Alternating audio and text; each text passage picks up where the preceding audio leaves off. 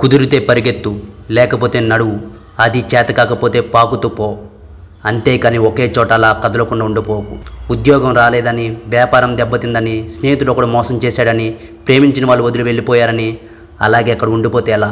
దేహానికి తప్ప దాహానికి పనికిరని ఆ సముద్రపు కెరటాలే ఎగిసెగిసి పడుతుంటే తలుచుకుంటే నీ తలరాత ఇంతే అన్నవాళ్ళు కూడా నీ ముందు తల దించుకునేలా చేయగల సత్తా నీది. అలాంటిది ఇప్పుడు వచ్చిన కాస్త కష్టానికి తలంచేస్తే ఎలా? సృష్టిలో చలనం ఉన్నది ఏది ఆగిపోకూడదు. పారే నది, వీచే గాలి, ఊగే చెట్టు, ఉదయించే సూర్యుడు. అనుకున్నది సాధించాలని నీలో కసికసిగా ప్రవహిస్తుందే ఆ నెత్తురితో సహా. ఏది ఆగిపోవడానికి వీల్లేదు. బయలుదేరు. నిన్ను కదలనివ్వకుండా చేసిన ఆ మానసిక బాధ సంఖ్యలను తెంచేసుకో. పడ్డ చోట నుండి పరుగు మొదలుపెట్టు.